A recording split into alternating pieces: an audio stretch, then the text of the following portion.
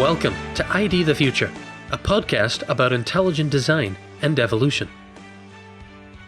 Hello, this is Jonathan Wells for ID the Future. I'm here today with Dr. Marcos Eberlin. He's a member of the Brazilian Academy of Sciences and holds a PhD in chemistry from the University of Campinas.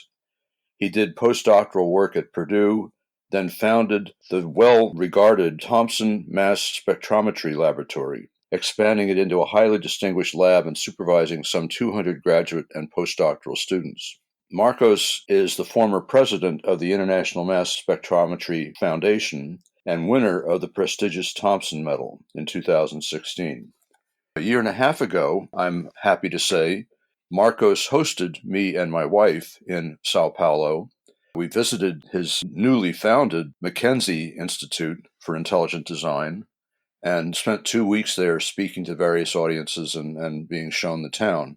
And I'd say probably what impressed me as much as anything else is that I used to be a New York City taxi cab driver, and the way Marcos drove us around Sao Paulo far surpassed anything I could have ever done in New York. I'm thankful for that because I'm still alive. Anyway, we're going to talk about Chapter 2 of his new book, Foresight, How the Chemistry of Life Reveals Planning and Purpose. And the second chapter deals with the unique fitness of our world for life. If certain things were even slightly different, life on Earth would not be possible. So let's step back for a minute. You argue, Marcos, that to get the examples of ingenious engineering and foresight, engineering, foresight, and biology, which is your first chapter and your subsequent chapters, there's also evidence of foresight in the very nature of chemistry and physics. You talk about fine-tuning in physics and chemistry and about the miracle of water, about how our atmosphere appears to have been ingeniously fine-tuned to allow for life, and how something as seemingly useless, even destructive as lightning, is part of this whole story. Would you like to comment on the laws of physics and chemistry that are so finely tuned for life? Oh, yes, Jonathan. As a student learning chemistry and physics, I was really much surprised by the precision of all the constants and also the precision of the laws and everything, and how accurate those numbers were to make life in the universe stable and feasible. And the numbers are so impressive that I concluded myself that foresight was really needed for those. And tuning is really wonderful. It's a really strong evidence for intelligent design. But we find much more than tuning actually in the life in the universe. It's not just setting up the right constants. Life needs much more, and that's what I comment on my book. It's not just setting up the right values for the constants of physics and some conditions for chemistry. Sometimes life run into really serious problems, and then you need to bring new solutions, new systems, new molecules, new motors, new machines to solve those problems. So foresight goes on and expand this fine-tuning argument in a really strong way that speaks in favor of intelligent design.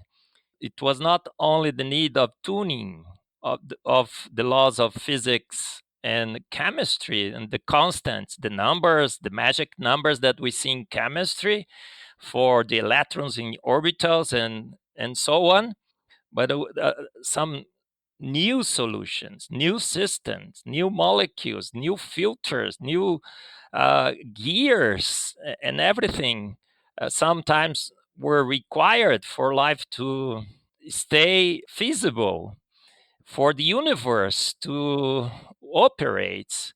And those solutions, they could not wait to appear, because the problems, as soon as they happen, they require the right solutions. So the solutions should not be inadequate; they should be perfect to solve the problems. So only an intelligent mind, able of foresight, able of visualize the future, to shape the future, could implement those solutions that we see in so many situations in life in the universe. That's why foresight speaks strongly in favor of a mind. That's why I'm so much convinced for intelligent design. Marcos, your specialty is mass spectrometry. Can you tell us briefly what that is and how it has revealed to you this type of foresight that you're talking about? Okay, Jonathan, mass spectrometry, some people would define it as an analytical technique, but my definition of mass spectrometry goes much, much further than that. Mass spectrometry is a branch of science, I would say, nowadays, because there are so many applications, so many different ways to do it. But in summary, mass spectrometry is a way for us to handle molecules in the gas phase. So you have, for instance, a liquid in a bottle, and if you would like to know the composition of that liquid, the best way would be to take one molecule for that liquid with your hands and investigate it. So mass spectrometry allows you to do it. And the hands is a mechanical hand of a mass spectrometer. So you go with a mass spectrometer there, you take one molecule for that liquid, you weigh the molecule, you see how heavy or how light the molecule is. You also investigate the connectivities of the atoms in that molecule. And you also can measure the properties of that molecule. You have all different types of information from that molecule doing mass spectrometry. That's why the technique is so important, and that's why it shows so many different applications nowadays. So everything is chemistry, and I say also that chemistry is everything. And to understand life and the universe, you have to do exactly what I just described it. You have to go there and take the molecules from life. You have to go in the universe and take the molecules from the universe and characterize those molecules to see how they work together. And mass spectrometry allows you to investigate the real composition of life in the universe. And when you go deep into the molecular level, when you investigate how those molecules work, you see many, many examples of foresight. And that's when you are convinced that intelligent design is by far the best explanation for life and the universe. Marcos, one molecule in particular that you talk about in your second chapter is water. Now, at first glance, water seems pretty simple and not as impressive, certainly, as a cell membrane. But what would you say is so special about water? Well, Jonathan, water is a unique molecule. There is a list in the internet that anyone can easily find that lists 74 unique physical chemistry properties of water. Can you believe that a liquid has 74 unique properties? And that liquid is the one that makes life feasible in this planet. And when you look at the properties, those 74 properties of water, we see that all of them conspire to make life possible. Water is kind of universal solvent. Solid water, ice, floats on liquid water. This is against the laws that demand solids to be more dense or denser than liquids, and ice should not float, but it floats. And when we look at life, we see this is an essential feature of ice that makes life possible in this planet. And there are many, many more weird properties of water that, when we look closely at the molecular level, we see that somebody was planning for those properties. There's no way out. Somebody was adjusting the 74 unique properties of water to make life possible in this planet. And it's why water is so important for the discussion of our origins. How come those 74 properties conspire in favor of life? And how come that if you remove any one of those properties, life is not feasible anymore? So I think water makes a really strong case in favor of foresight, in favor of intelligent design.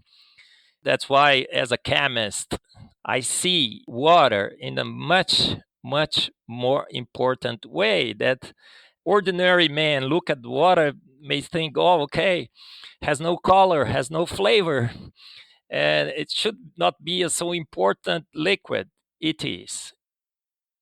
One other thing you talk about in your book in this context is lightning. Now, to many people, lightning seems pretty destructive, but you point out that it's actually an important part of this combination of qualities that the planet provides us to make life possible. Would you like to say a word or two about lightning?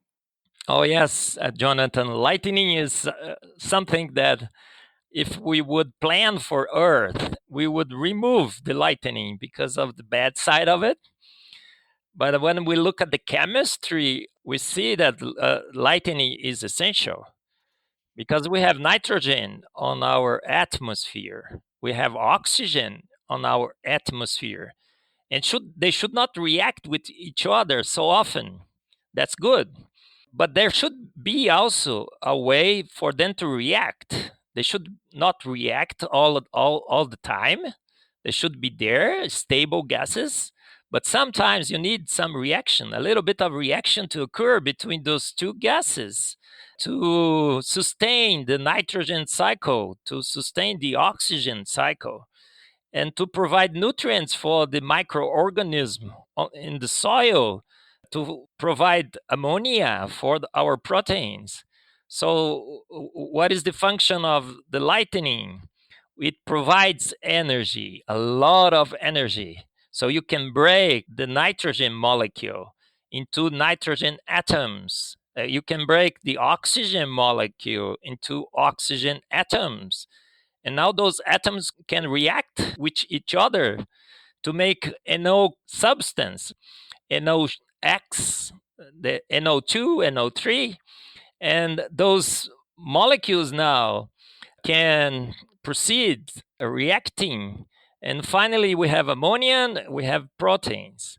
So lightning is essential because at the right time, at the right extension, it will make nitrogen and oxygen to react to each other. No lightning, no life.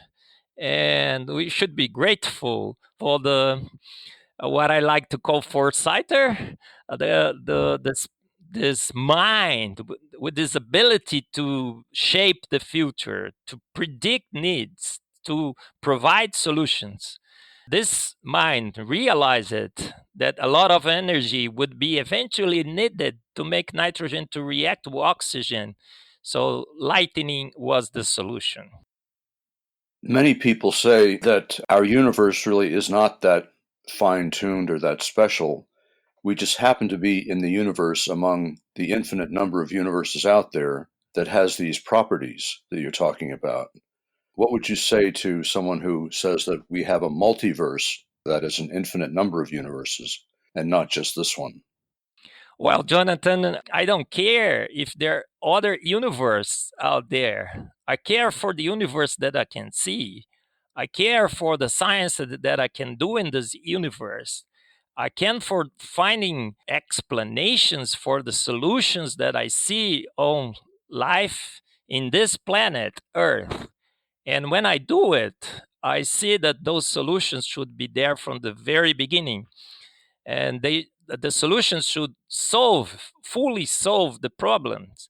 And I see that only an intelligent mind, able of foresight, could provide those solutions. And that's why I conclude that intelligent design is the best cause for life in this planet, on planet Earth. Thank you, Marcos. We've been talking today with distinguished Brazilian scientist Marcos Eberlin, who has just published a book titled Foresight: How the Chemistry of Life Reveals Planning and Purpose. The book has been endorsed by 3 winners of Nobel Prizes and is available for purchase at discoveryinstitutepress.com/foresight. That's discoveryinstitutepress.com/foresight, or you can find it on Amazon. This has been Jonathan Wells for ID the Future. Thank you for listening. This program was recorded by Discovery Institute's Center for Science and Culture. ID the Future is copyright Discovery Institute. For more information, visit intelligentdesign.org and idthefuture.com.